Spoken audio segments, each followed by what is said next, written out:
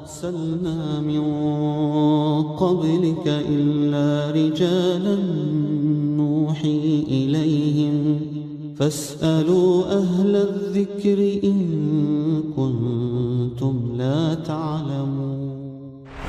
خداوند در قرآن میگه الرحمن علی العرش استوى. خداوند بالای عرش. اامنتم من فی السماء، آیا در امانید از کسی که در آسمان هاست؟ این قرآنه. قرآن چنین درباره خدا میگه. خدا میگه بالای آسمان هاست. این حدیث رو در بخاری بگیریم تا بهتر بهتون واضح بشه. مادر هستید، باید به فرزندتون یاد بدید. امیدمون در شما، شاید شما بهتر بفهمید. شما یک امتی رو تربیت میکنید، پدران بیرون از خونه هستن. یه روز یک از اصحاب، حدیث در صحیح بخاریه، امام بخاری که معروفه و صحیح بخاری هم معروفه، بعد از قرآن صحیح ترین کتابی که ما داریم صحیح بخاریه.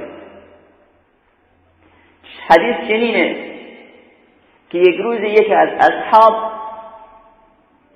سیلی میزنه زیر گوش اون کنیزش، اون دختری که پیشش کار میکرد.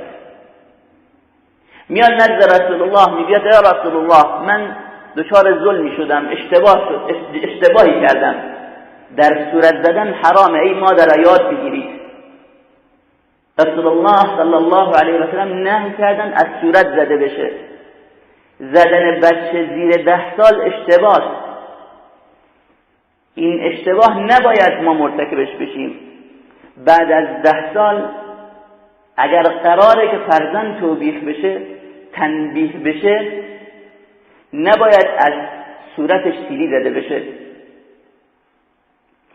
این خیلی اشتباه. رسول الله میفرمایند بچه را از 7 سالگی نماز بهش یاد بدید. سنش 10 سال رسید، او را به نماز وادار بکنید. اگر نماز نخون کتکش بزنید، نه کتک درست حسابی همونطور که بعضی دست مادر با به چوب میره و کمربند و نمیدونم خیلی چیزها میره. نه، مهربان باشید، دست به کتک نباشید. نماز خیلی بزرگه، حق خداونده، چون حق خدا را ضایع کرده باید کتک بخوره. نه اینکه لیوانی شکست، نمیدونم فلان کاری کرد، حرفمون گوش نکرد کتکش بزنید. مواظب رفتارمون باشید، الگو باشیم. اگر ما مادرها برای فرزندانمون الگو نباشیم، این فرزند حرف ما رو گوش نمیده.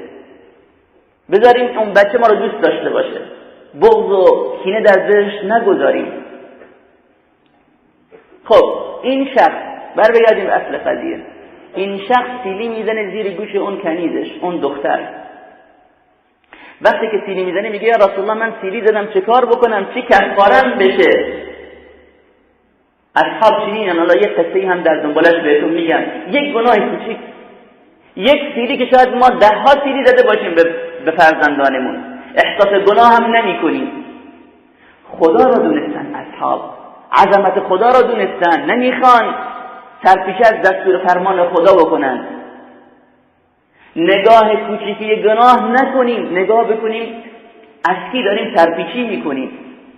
عظمت خدا را در نظر داشته باشیم. نگاه کوچیکی گناه نکن، نگاه اون بزرگی بکن که سرپیچی میکنی، گناهش میکنی. همیشه علما میگن اصحاب چنین تربیت شدن که احساس مسئولیت بکنن، احساس گناه بکنن، خطا و اشتباه ازشون سر نزنه. خب میان نزد رسول الله، میگن یا رسول الله من این شخصی دیدم چه کارش بکنم؟ رسول الله میگه که بیارش. وقتی که میان نزد رسول الله میگه که خدا کجاست؟ این الله. اون شخص، اون دختر دستش رو به بالا میبره، میگه الله فی السماء، خداوند بالای آسمان هاست. پس خدا کجاست؟ بالای آسمان ها. فرزندمون سوال کرد خدا کجاست؟ بالای آسمان ها. این حدیث دیگری رو بهتون بگم. بعد اینجا وقتی که این شخص، این دختر این چنین جواب میده، میگه خدا بالای آسمان هاست، رسول الله دستور میدن چی؟ آزادش بکن، اعتقها فانها مؤمنه. حق این دختر اینه که آزاد بشه، دیگه کنیز نباشه، دیگه بنده نباشه. اعتقها، آزادش بکن. چرا؟ چون دونستن خدا کجاست. سائلی عن منهجی و عقیدتی